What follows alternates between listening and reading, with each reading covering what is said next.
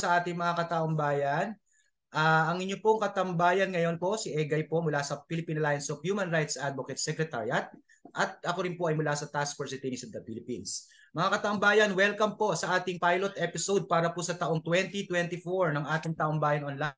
Dahil po dito sa mga inumungkahi o inihandang charter change o pagpapalit ng ating konstitusyon. Ang layunin po natin ngayong araw na ito ng ating episode at ipakita kung ano po ang layunin nitong charter change na galaw na ito, galawang charter change po sa ating pamahalaan at ano po ang mga maaaring maging epekto nito sa ating demokrasya. Ito po ang ating episode 1. Ang title po natin is Unraveling the Chacha Threat to Democracy o pag-uusisa, pagtatalakayan. Nais po namin ang inyong pakikilahok ay maganap. Sana po kayo ay aktibo makilahok ngayon. Mag-comment po ng inyong mga opinion at tanong. So, bati ka naman, Chard. Bukas ka na ng camera at magbati. Bumati na tayo. Isang masiglang pagbati sa mga kataong bayan. Ang inyong lingkod po, Richard, na mula sa College of Arts and Sciences Student Council ng Cavite State University Main Campus. Welcome po sa episode 1 ng Taong Bayan Online, ang Karapat-Dapat na Live 2024. Para po sa kalaman ng lahat, ang podcast na ito ay ang tambayan natin sa FB page ng Para tuwing Biyernes alas 4 ng hapon every month. Diyan, salamat papasalamatan po natin mga kataong bayan si Richard sa ating invitation. Ito po sana magdire-diretso pa na partnership Richard. So itong pilot episode po natin na to, ang laki po ng pasalamat natin. Kasama natin dito sila Richard at pihado imbitado rin natin sinama mo rin ba ang ating mga ka-council sa inyong sa inyong eskwelahan? Yes po, na enough po na rin po sa akin. In-invite po ngayon medyo sisimulan na natin ang pagbati din sa ating mga kataong bayan audience dito yung iba po ay galing sa Luzon, Visayas, NCR at Mindanao. Mga kapartner po natin, of course, mula po sa College of Arts and Sciences ng Cavite State University, nabanggit na natin. Sila Richard po yan. At syempre, ang mga kasapi ng ating alyansa ng Philippine Alliance of Human Rights Advocates.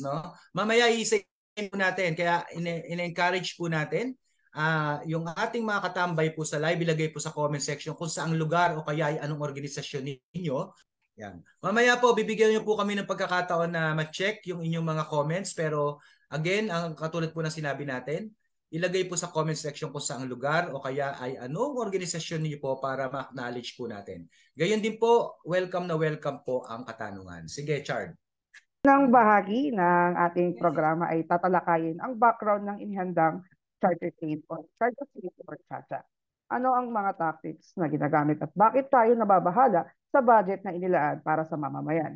Tatalakayan po natin sa hapong ito ang ating champion ng human rights sa House of Representatives, none other than Albay's first District Representative, Honorable Edsel Lagman. Good afternoon po, sir, and welcome po sa ating podcast. Good afternoon, Richard. Magandang hapon po, Congressman Edsel, si ating Congressman Edsel Lagman. Ayan, pinaunlakan po tayo ng ating butihing representative. Sabi nga ni Richard, ang ating champion sa human rights sa House of Representatives. Again, paalala po sa ating mga kataong bayan, pakilahok po tayo. Highly encouraged po ang inyong pag-participate.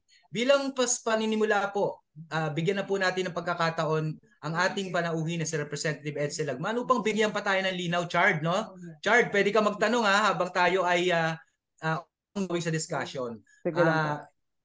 Congressman Lagman, kinu-question po ninyo ang naganap di umanong bayaran sa kapalit ng pagpirma sa petisyon para sa Chacha. Pwede niyo po bang dagdagan ang kwentong ito at pakilinaw po sa ating mga taong bayan? Unang-una, gusto kong ipaliwanag kung ano ang saligang batas. Ang saligang batas, kapares ng Biblia, ay buhay na dokumento. Ito ay patnubay para sa kasalukuyan at gabay para sa hinaharap. Kaya kailangan ang ating saligang batas ay stable at hindi pinapalitan, susog sa kapritsyo or sa simoy. Kaya mahirap ang pag-amyenda o pag-revise ng saligang batas. Tatlo lamang ang pinapayagan na pag-amyenda. Una, yung Constituent Assembly, na ito ang pagpupulong ng mga congressmen at senators sa pag-propose ng amendment sa Constitution. At hindi sa ngayon maliwanag kung ano talaga ang procedure ng botohan. Ito ba ay joint or separate per chamber? Ngunit dito sa pagboto o procedure ng pagboto, palagay ko hindi kailangan ito isangguni sa People's Initiative or sa amendment ng Constitution sapagkat kanya-kanyang partisan interpretation ito. Sa mababang kapulungan, gusto ng mababang kapulungan ay joint voting upang ma-outnumber yung mga senador. Ang gusto naman mga senador ay separate voting per kamara or per chamber. Kaya sa palagay ko, ang question na to kailangan idulog natin sa Korte Suprema upang matiyak ano talaga ang tamang pagboto sa Constituent Assembly. Ngayon, bakit halos every administration ay merong charter change agenda? Palagay ko, ang motibo ay naghahanap ng kung ang Constitution ay siyang sanhi ng ating mga krisis ngayon. At ang iba naman ay posibleng personal ang motibo upang mapalitan ang term limits o mapalitan ang political setup ng gobyerno. Sa ngayon, dalawang pwersa ang nagbabanggaan sa charter change. Ang isa galing sa mababang kapulungan, ito nga through the People's Initiative para amendahan ang voting procedure sa Constituent Assembly na ang gusto ay joint voting. At sa pag-joint voting, nakakarami ang mga mababatas galing sa mababang kapulungan over the senators. Doon naman sa bandang Senado, tumututol naman ito sa pag-amenda to People's Initiative sapagkat takot sila na pag ito ay magtagumpay, ay mamamarginalize ang mga senador at posibleng ang Constituent Assembly i-abolish nga ang Senado. So, hindi yung interest ng taong bayan ang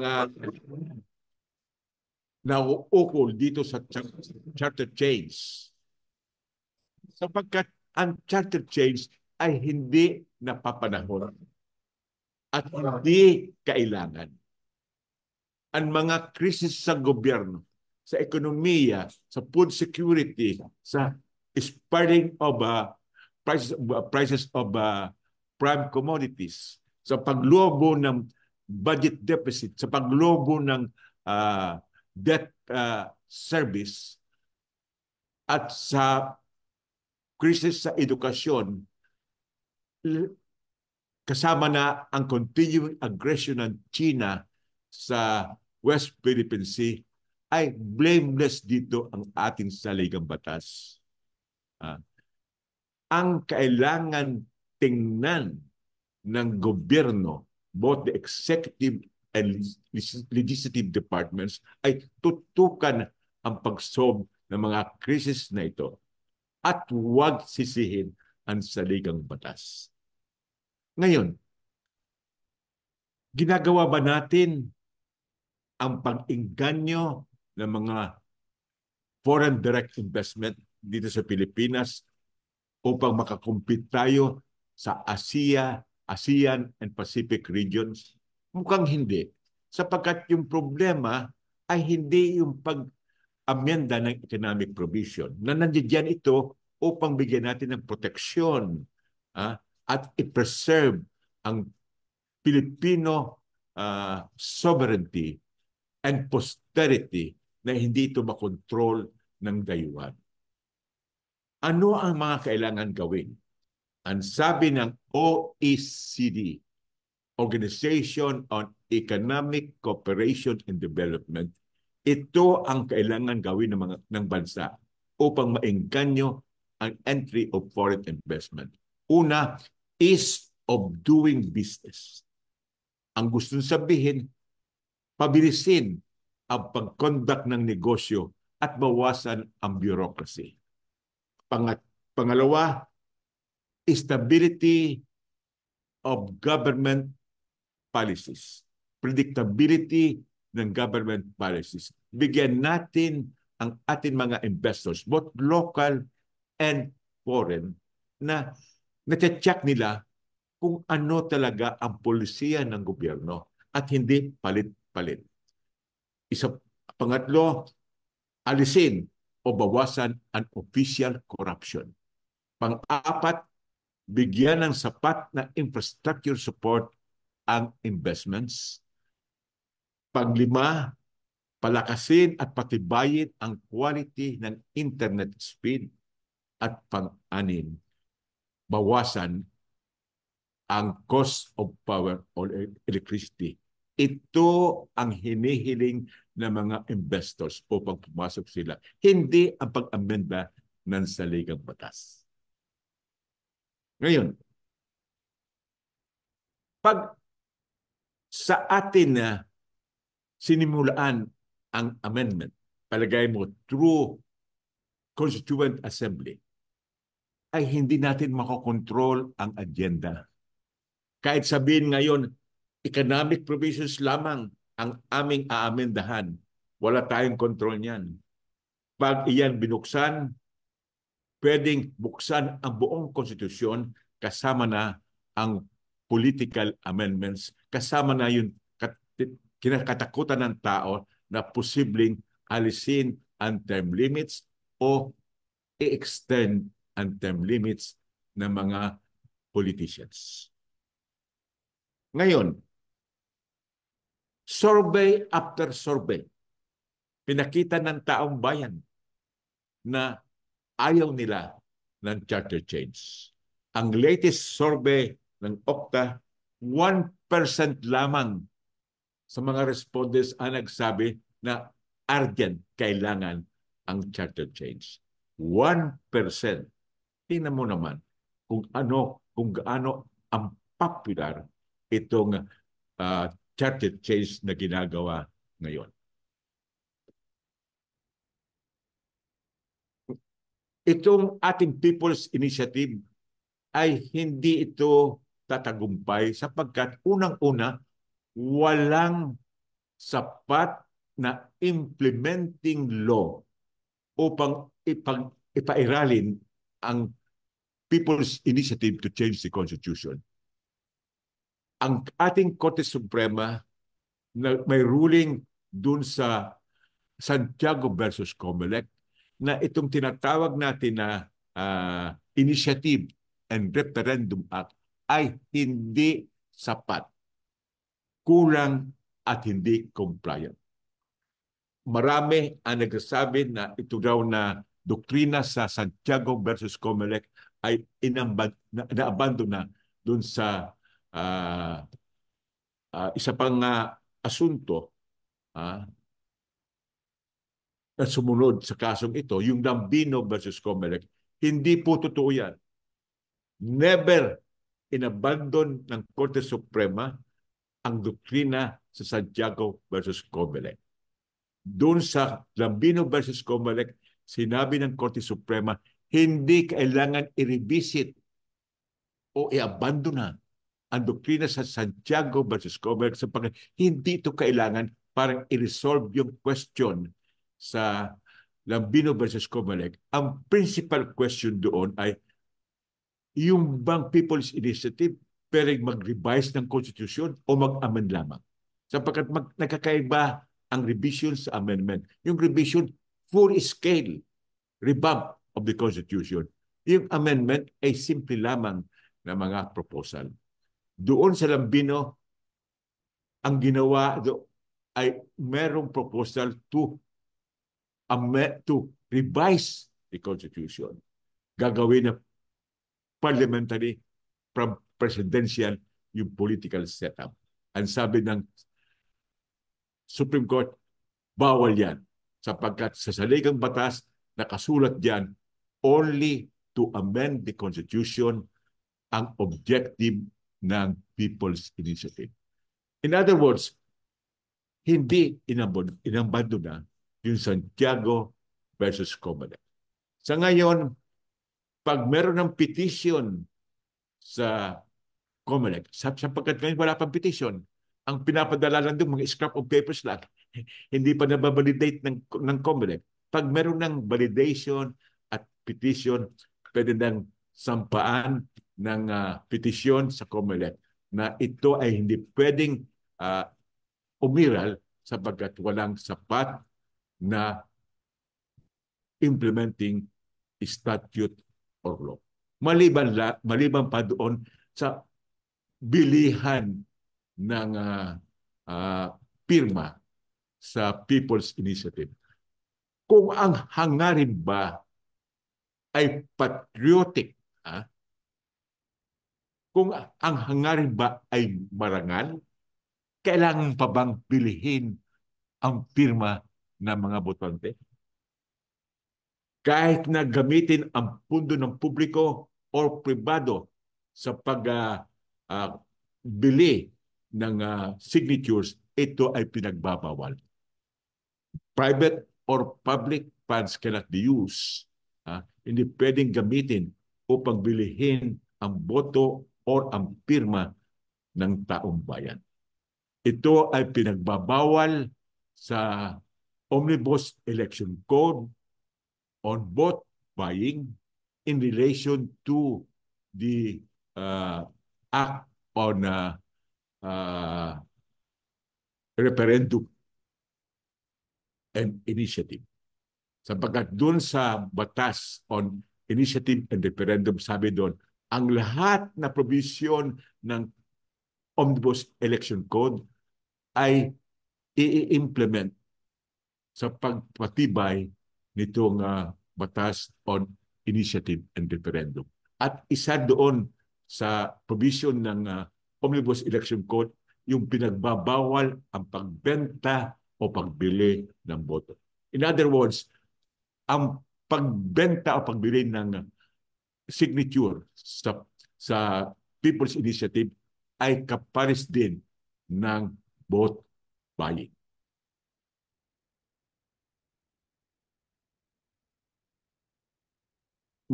Kung meron pa kayong gustong ipaliwanag natin, magtanong po kayo at sa ating mga kasama ay tatlo lamang. Uulitin ko ang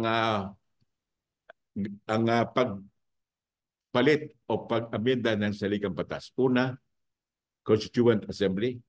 Pangalawa, Constitutional Convention. At yung sa Constitutional Convention, ang tatawag nito yung Constituent Assembly o yung taong bayan through the Constituent Assembly. At pangatlo, yung People's Initiative na yon. 2 beses na ginawa yung People's Initiative at 2 beses na re-reject ng Supreme Court.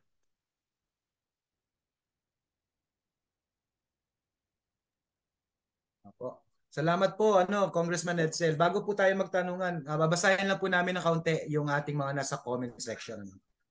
Sabi ni Celia, ayan, syempre, magandang hapon mula sa FIND o Families of Victims of Involuntary Disappearances. Yan.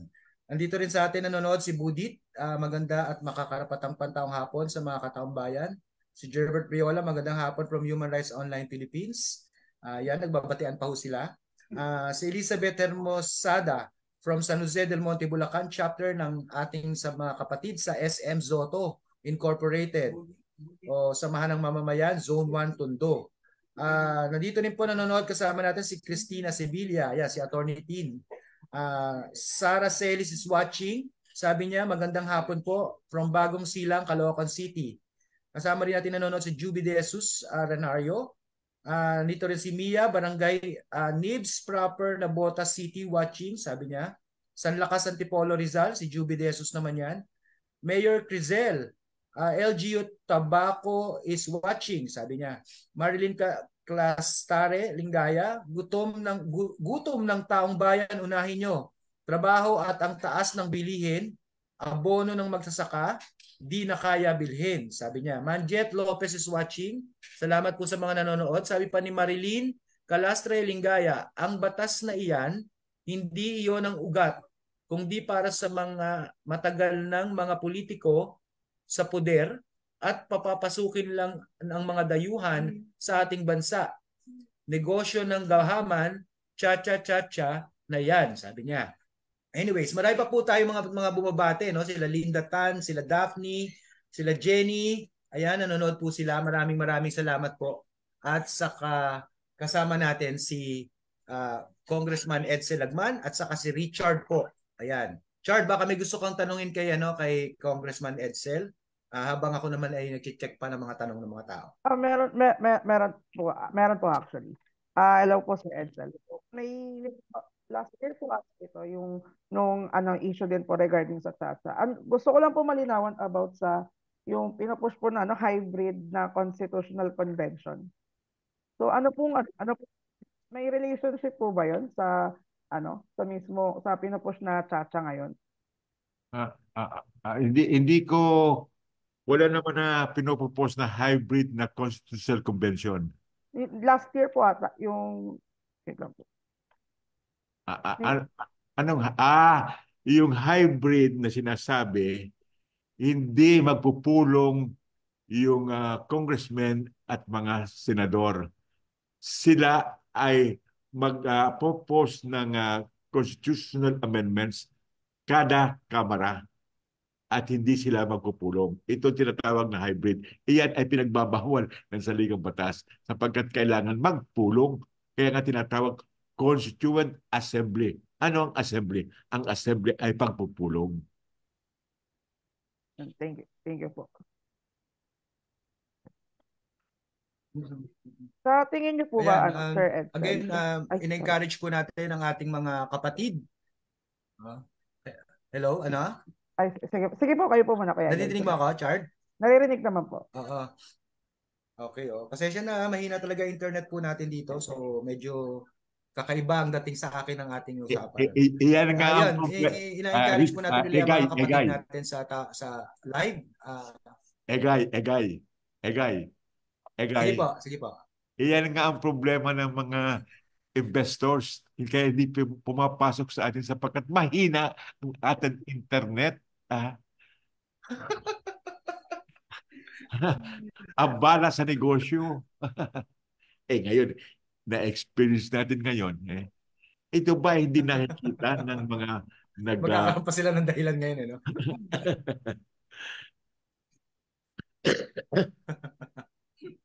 Pero mabalik po tayo dun sa People's Initiative, Congressman. Marami po kasi talagang kumakalat na ang mga payment or yung pamamaraan na pagbili ng pirma ay nasa iba't iba daw na mukha. Meron nagsasabi na ito daw po ay nasa anyo ng ayuda. Ayan. Meron po bang amount? Totoo ba na 100 pesos per pirma? Doon sa Albay, pinulong ng League of Mayors yung mga alkalde ng probinsya ng Albay na walang prior agenda. Doon na sila sa meeting ay nag-announce na merong People's Initiative. At sila binigyan una ng forma na kailangan pirmahan. Doon sa forma, nakalagay doon yung ano ang i-amenda. Ang i-amenda ay gagawin na joint voting sa Constituent Assembly at ito ipapatawag either by the Speaker or the Senate President. At pangatlo, binigyan sila ng 50% of the 100% to be given to those who are going to sign the petition. Tinatawag itong mobilization fund. Kuno. Tatlo sa mga alkalde ng First District ng Albay ay nagsumbong sa akin at sila sinauli nila the following day yung pera at yung pagsauli naman nila ay may resibo. At yung pinapapirman sa kanila ay meron kaming kopya. At ito ay binigay ko na sa media, ang kopyang ito. Maliwanag doon kung ano ang munisipyo, sino ang alkalde, at magkano ang halaga. Yung halaga ay iba't iba sapagkat iba't iba naman yung tinatarget na 3%. At pinapirman sa kanila. Lahat ito may ebidensya. Yung isang ang alkalde, nagsauli siya ng pera at iba pang natanggap niya ng mga forms, ay kinunan siya, nagpakuha sila ng retrato. So ito ay lahat nasa aming posisyon. At hindi lang sa Albay, marami nagsasabi sa ibang lugar na gano'n, meron ng bilihan. Ang sabi ng iba ay ito raw ay ayuda, ang sabi ng iba ito ay yung AX o yung tupad. At sinasabi ng mga nagpapapirma, pag sila pumirma ay bababa yung presyo ng mga bilihin. Talagang misinformation. Pero ang suma total, Egay, wala pang petition ngayon. At yung mga pirmang ito ay kailangan mabalidate ng election officer. Totoo ba ang pirma? Ito ba ay authentic? At yung pumirma ba ay kasalukuyan nasa registry of voters? Marami pang kailangan gawin. At nakakatawa naman, Egay at Richard, na yung mga proponents, sila ang nagbibigay ng timeline. Ang sabi nila, ang plebisito ay matatapos bago ng pangatlong sona ng Pangulo. Ang COMELEC ang kailangan magbigay ng guideline. Susog sa COMELEC Resolution number 10650 na dated 31 January 2020. Hindi yung mga proponents, kundi ang COMELEC ang magbibigay ng timeline. May narinig din po ako, correct niyo po ako, Congressman. Kayo po ay may aksyon ng ginawa hinggil dito. Tama po ba ako?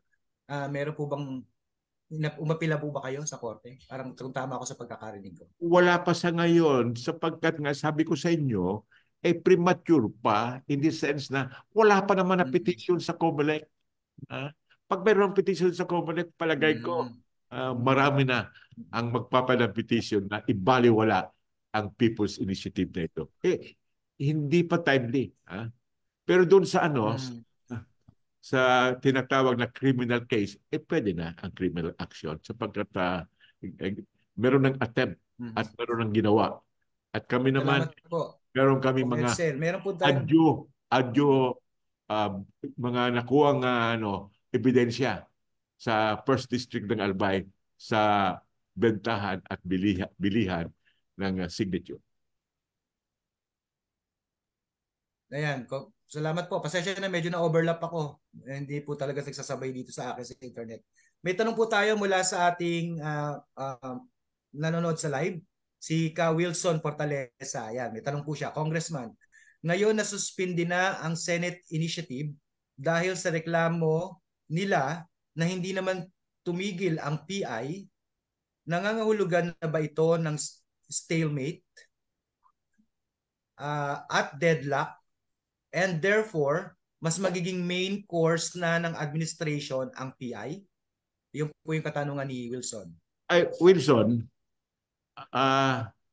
yung pag-withdraw ng Senado ay kaugnay lamang doon sa takot na they will be marginalized sa botohan. At ang aking posibleng magka-stalemate ito sapagkat maraming kailangan na batas na ipasa pa. Kailangan marami pang kailangan italakay na legislation. Kaya ako'y nagsaguni na ang Pangulo ipatawag yung mga leaders ng Senado at ng mababang kapulungan para mag-broker siya na mawala itong possible impasse na to at patuloy ang trabaho both of the executive and the legislative. Otherwise, ito talaga is going to go to an impasse. At sino ang biktima? Ang biktima ang taong bayan sabagkat hindi natututukan ng mga opisyalis ng gobyerno ang mga krisis sa ngayon na ito ay talagang matindi at tumitindi ang mga krisis na ito. Oo nga po, Congressman. Nakailan po tayo mga nakita po mula po sa iba't ibang mga, sabihin na natin mga experts na nagsasabi at saka sa mga people's organization, di ba? Marami pa po tayong krisis na dapat harapin at hindi ito ang solusyon o hindi tsa-tsa ang solusyon. Sabi po ni Miss Jenny Togade Habon, kapatid po natin mula po sa Junior ALCU. Ito po yung Alliance of Colleges and Universities Student Leaders. Congressman, Joe Whistle said that should reveal the individuals driving the recent charter change efforts. If he claims ignorance, questions arise regarding how he gauges the 12% threshold for the signature campaign. Transparency is essential and the public deserves clarity on the matter, sabi ni Jenny, Congressman. Hey, Jenny, you really hit the bullseye.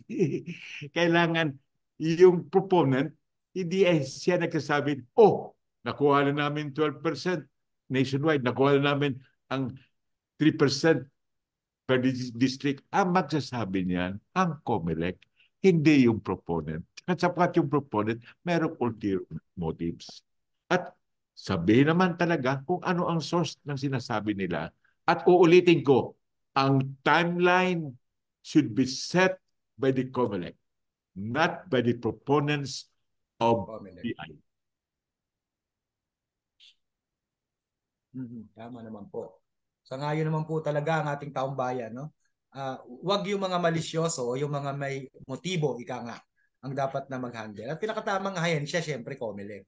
Sabi ni Budit, thank you for the fearless public truth-telling and just resistance you provide for the welfare of our people within the legislature, Congressman Edsel.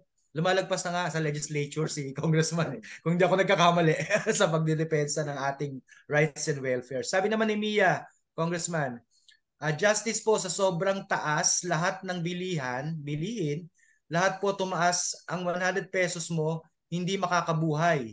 Dati pag may 100 pesos ka, may ulam ka na, may bigas ka pa. Ngayon, 100 mo, bigas lang, sobrang konti pa, NFA pa, hindi makain. Kaya hindi natin masisi ang taong bayan kung bakit nabubuhay uli mga holdupper, magnanakaw. Dahil sa sobrang hirap ng buhay, kakapit sila sa patalim. Mabuhay lang nila mga daily nila, nakakalungkot. Bakit ganito pangyayari sa Pinas? Parang walang pakialam ang gobyerno sa amin, mga mahihirap. Although kahit may work ka, hindi sapat ang sahod mo dahil sa pagtaas lahat. Justice po. Nananawagan siya ng hustisya, si Mia. Ayan. Baka meron kang gustong sabihin, Chard. Sige po, Congressman. In mga lahat na problema ito, ay hindi mabibigyan ng solusyon ng tsa-tsa. Yung tsa-tsa is out of step ngayon. Tsa-tsa is out of step ngayon. Chard, meron ka bang gustong idagdag o sabihin? Meron din po. Yun nga po. Dapat ang pinagtutuunan talaga ng government ngayon is kung paano masusolusyonan yung mga kasalukuyang problema ng taong bayan. Halimbawa yung sa mga, yun nga, patuloy na inflation. Yung patuloy na inflation, tapos yung crisis din sa education. And yun, yung mga ganong bagay. Instead, ang ginagawa nila is nililin lang nila yung taong bayan. Like, halimbawa,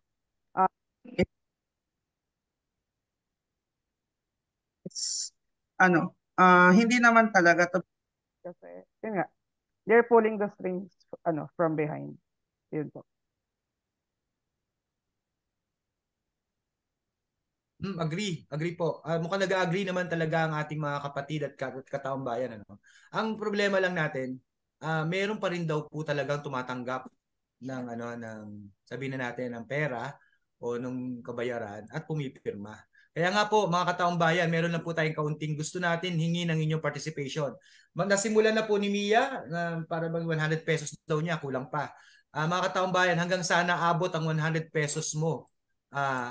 Na ibabayad para sa firma mo. Paki-comment na po at babasahin po natin. Ayan, para lang po sa counting participation at sa ating interactive discussion ngayon. Congressman, meron po akong gusto pang ilinaw. Bagamat nabanggit yun na po, no? Pero tama po ba ang para o sa bahagi po namin, at least ng secretariat, ano? Sabi nga namin, ang isa sa mga layunin po ng ating diskusyon ngayon ay masimulan yung pagbubuo ng position paper ng alyansa. Pero tama ho ba na sa dalawa natin titingnan ang motibo o motibasyon ng nitong charter change na tinutulak. Yung una po ay tinatawag namin pro-capitalist agenda o ito pong pagpanig o pagbibigay masyado ng halaga doon sa usapin po ng pagtanggal doon sa limitasyon ng foreign ownership sa property o dito sa nililimit ng ating present constitution. Pangalawa po ay yung pag-alis nga ng term. Bagamat nabanggit niyo po kanina, gusto lang po namin humingi ng pagtingin po ninyo kung ito pong dalawang ito ay bigyan natin ng diin para sa ating mga posisyon dito sa mga darating pang mga araw. Ano pong pagtingin natin dito, Congressman? At tama kayo, Egay. Yung charter change agenda ay hindi marangal at hindi makabayan. At sa aking paningin, pag ito economic provisions ay maalis, yung nationalistic provision, yung ating posterity, ang ating ekonomiya to the extent of 100%. Ito ay hindi pag-supplement ng Filipino capital. Ito ay pag-dominate o pag-supplant ng Filipino capital. Ito ay bawal sa isa pang provision ng Constitution, sa Declaration of Policy, na ang sabi doon, to develop an economy effectively controlled by Filipinos. Ang ginagawa ngayon, to develop an economy effectively controlled and dominated by foreigners. Iyan ay kabaliktaran ng utos ng ating saligang batas.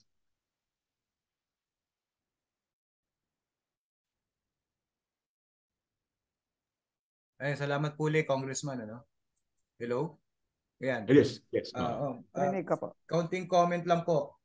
Doon sa pinutulak nga po natin na sana ay matanggal yung mga sinasabi natin mga tax holidays o kaya mga incentives dito sa mga negosyo na para daw pumasok dito sa Pilipinas dahil nga po doon sa mga idinudulot po ng mga human rights violations nitong mga korporasyon na ito. Tapos ito naman po sila, tinutulak naman nila na mag 100% ownership, di ba? Parang hindi yata protection yung ating binibigay dito sa proposed na charter change, Doon sa katanungan po natin, may share lang po namin, Congressman, at sa ating mga tambayan. Tinanong natin, hanggang saan naabot ang 100 pesos mo? Sabi ni Edel, ayan, si kapatid ni Edel natin si Pards, sa secretariat, sabi niya kahit pang Yossi, kulang ang 100 pesos. Tama po, kasi ang Yossi ngayon ay 150 yata, 160, diyan nagre-range. Ang pinakamura ata ay medyo nasa bandang 120. May mas mura pa po sa sigarilyo, meron naman, Pards, kaya lang mukhang illegal ang pagbibenta ng mga 50 pesos na kaha-kaha ng Yossi. At kakaiba yung mga brands. Ito naman pong nanonood po kasama natin si Vincent Obil. Ayan, maraming salamat. Mula po siya sa PhilRights. Jenny Tugade, sabi ni Jenny, pamasahe lang po bilang student ang 100, Kuya Egay. Wala pa siyang baon nun, Pamasahe lang niya, ubos na yung 100 pesos niya.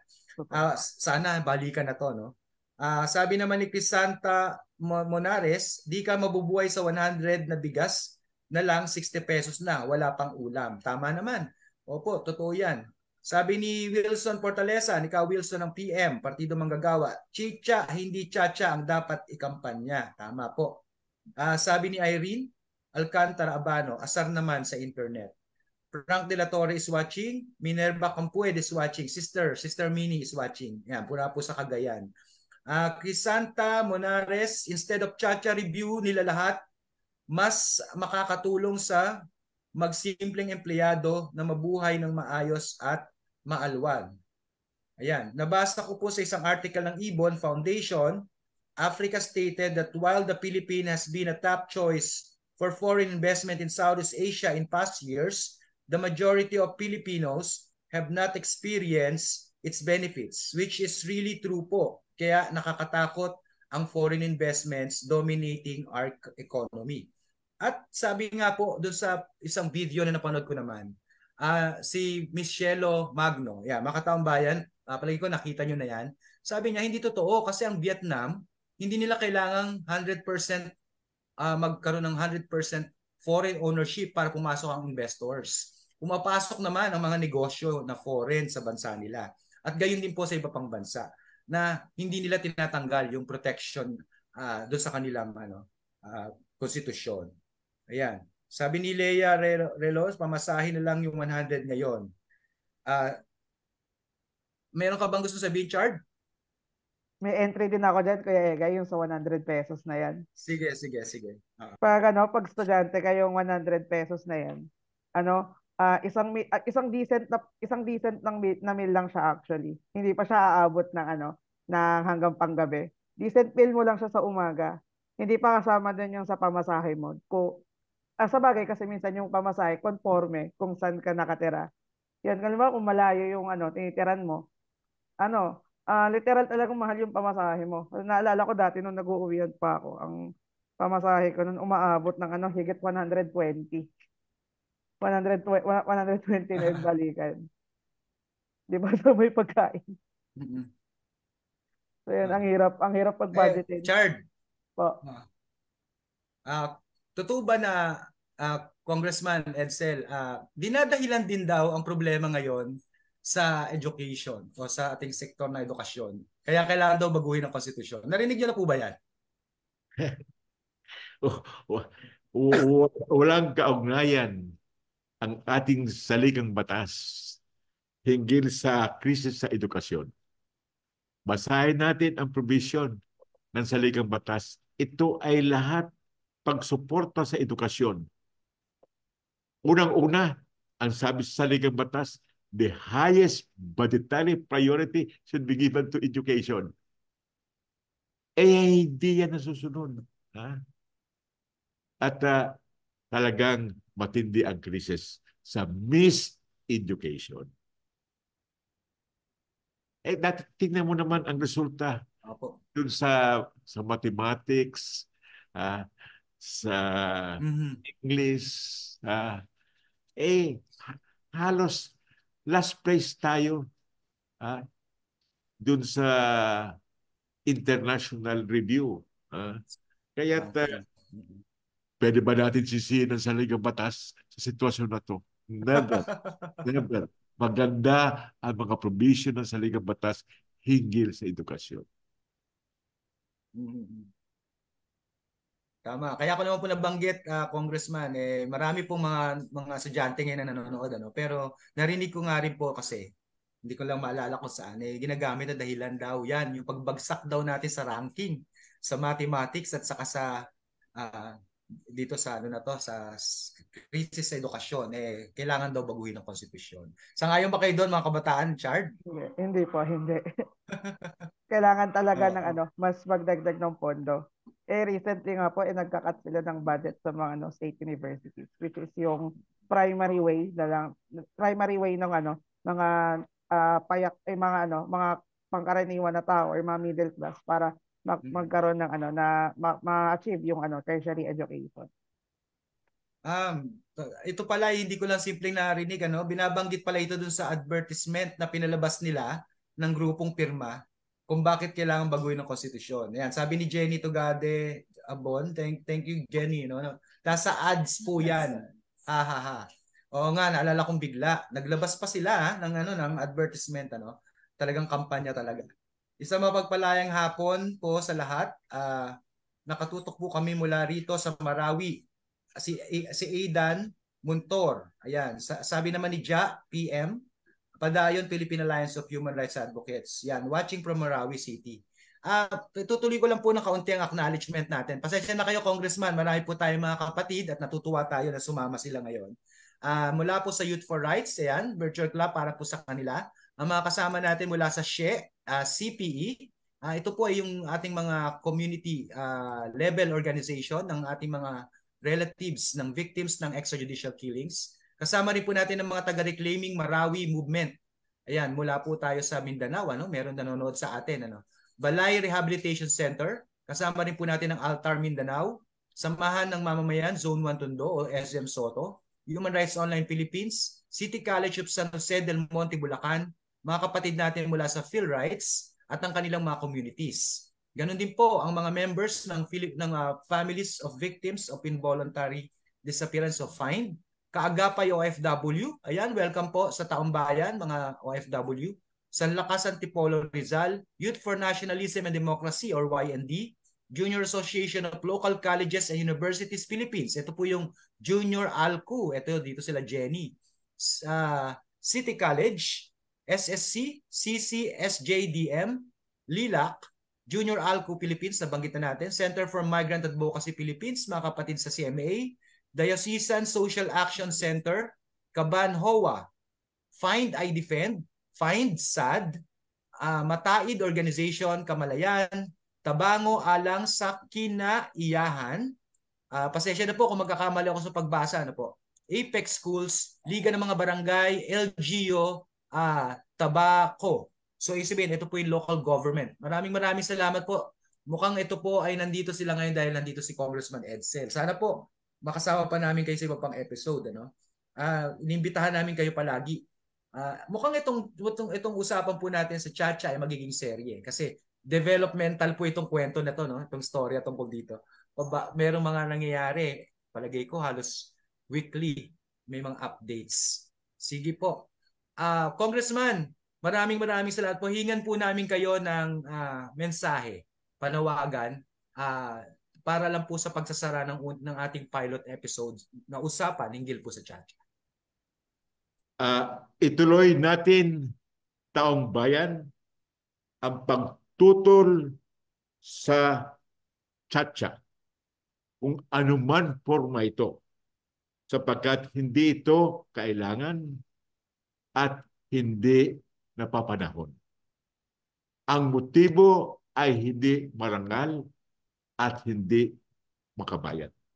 Maraming salamat sa inyong pagdalo sa ating sesyon na ito at sa inyong resolve na itutuloy natin ang laban na hindi kailangan palitan ang saligang batas at ang kailangan palitan ang mga batas na lokal at nasyonal at ang tamang pag-implement ng ating mga batas. Sundin natin ang prescription ng OECD, yung Organization on Economic Cooperation and Development, na ang hinihiling ng mga investors ay hindi ang pagpalit ng economic provision, kung hindi ang mga tamang polisiya ng ating bansa upang sila ay pumasok dito. Ang Taiwan at South Korea ay naging superior economies na hindi nila pinalitan ang sa kanilang konstitusyon. Maraming salamat.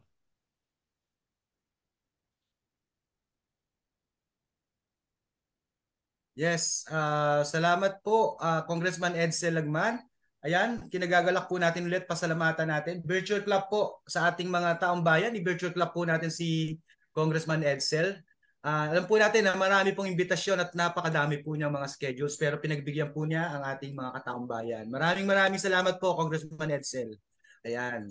Um, Katulad po ng ating layunin, sana kasama namin kayo na makabuo ng posisyon o tindig hinggil dito. Bagamat meron na po tayong mga kanya-kanyang tindig, ito pong taong bayan live o online discussion natin, di ba na Chard, ay pamamaraan natin para magkaroon po tayo ng at least ay level of understanding o pantay-pantay na mga kaalaman hinggil po sa mga isyong umiikot dito sa usapin ng Chacha. Hingan naman natin si Chard ng ano ba ang iyong take away para sa discussion po natin ngayon, Chard.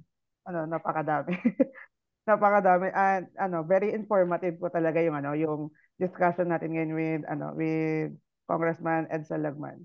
So yun, pero pinaki-take away. Ito lang siguro masasabi ko, especially sa mga kapwa kabataan, may signs na unti-unti ng binabago yung lipunan na kinikilusan natin for selfish reasons. So yun, task natin bilang kabataan, bilang kinabukasan ng bayan na mas maging mapagmasid at mapagmatsyag sa mga mangyayari sa paligid at syempre tungkulin din natin na ipaglaban yung karapatan karapatan ng bawat isa at syempre para sa ikagaganda rin ng lipunan at nating mga Pilipino. Yun lang po sa akin. Yan, maraming salamat Chard. Hanggang hindi naman dito matatapos yung ating pagsasama pero virtual club po para sa ating kapatid mula po sa College of Arts and Sciences, Student Council ng Cavite State University. Si Richard po at ang kanyang mga kasama sa kanyang Student Council ay inimbitahan natin maging partner for long term. So hindi lang ngayon natin makikita si Richard. Para naman po sa akin, ako naman po ang take away ko para sa discussion natin. Yung tatlo. So una, ang usapin po ng bakit nga ba natin pinag-uusapan itong Chacha, ito po ay paglabag sa karapatang pantao para sa akin. Sa ngayon, yung uri ng Chacha na kanilang tinutukoy ay una, yung pamamaraan ng pagsusuhol, di ba? O pagbibigay ng kung ano-ano pa man ng forma na yan para ikaw ay pumirma. Tama po na gusto ng karapatang pantao sa konsepto natin ay magkaroon ng participation ang mamamayan. Pero ito po ay dapat ay informed, Informed at saka sabihin na natin educated participation. Hindi po yung parang nasuhulan or nabili lang pipirma na. Pero po kung yung totoo pong participation ng mamamayan dapat po ay dumaan din sa proseso ng malinaw na pag-aaral at malinaw na mga pag-uusap. Kung may pasasalamatan po tayo ngayon, pinag-uusapan natin siya. Pero kung gusto nilang ratsadahin ang Chacha, anong ganun-ganun na lang ay diyan po tayo tututol. Kasi hindi po totoong participation ang magaganap na yan. Pangalawa po, yung tungkol po sa pagbubukas o pagtatanggal ng mga protection para sa ating ekonomiya, di ba? Para ho ba kanino talaga ang inyong interes o ang inyong motibasyon? Di ba dapat para sa proteksyon ng ating mga magsasaka, ng ating mga manggagawa, ng ating mga vulnerableng sektor. Karapatang pantao po ito dahil ito pong pagbubukas ng 100% ownership sa mga negosyo para rin pong pagpapagahasa, pinagagahasa talaga ng tuluyan itong ating bansa.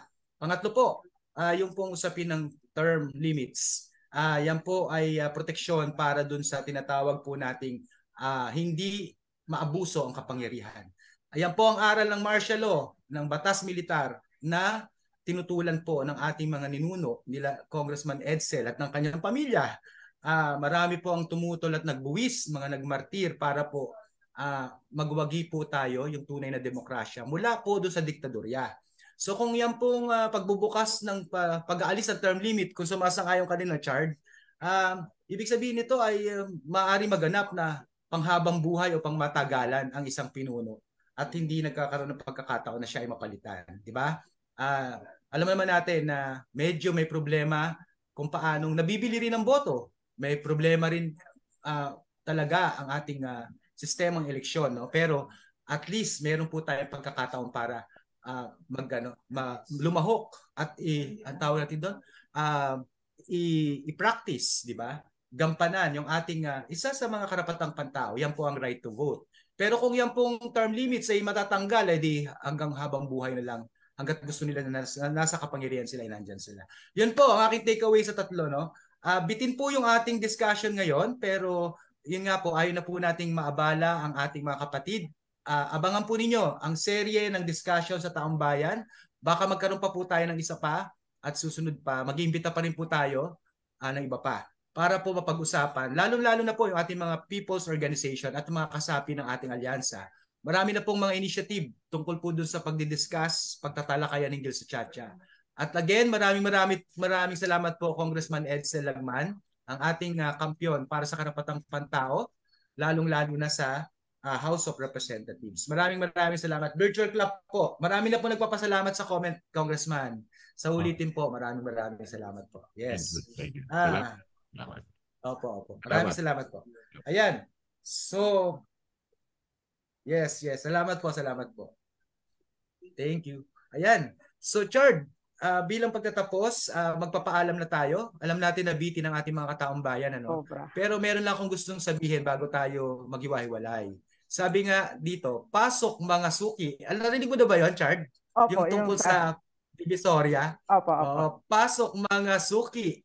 Presyong bentang-benta sa Chatsang Raratsyada, dayuhan 100% pwede na. Ayan, tandaan po natin yung chant na yan sa Divisoria kasi para tayong binibenta. Parang 100% na discount lang, parang halos wala ng proteksyon para sa atin.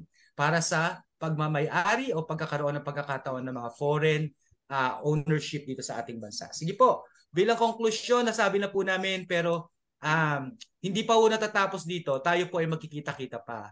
Follow po natin ang para sa aming mga social media accounts sa www.facebook.com philippinehumanrights.org o @para-campaigns. Yan po. Maraming salamat po uli, Chard.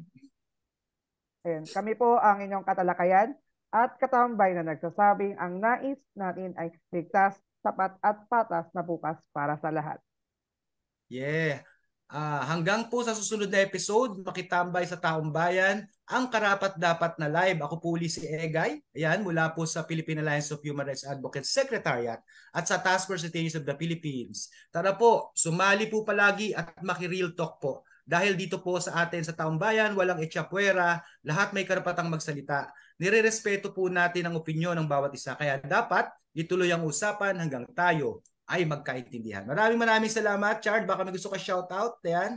Tayo po ay mag-aano na. Shoutout po sa nanay ko, nanonood ata siya. Alright. Ang swerte mo naman, suportado ng nanay. Sige po. Maraming salamat ulit kay Congressman Edsel. Bitin tayo pero titingnan natin ano pa ang mga magagawa natin mga susunod. Maraming salamat po. Meron nga po pala tayong inihahandang petition signing. Signature campaign para lang po marami po tayong maabot at mabigyan ng ating mga posisyon tungkol po dito sa issue ng Chacha. Ayan, huwag po tayo papayag sa Chatsang Rumaratsyada dahil ito po ay sagasa sa ating demokrasya. Maraming salamat po.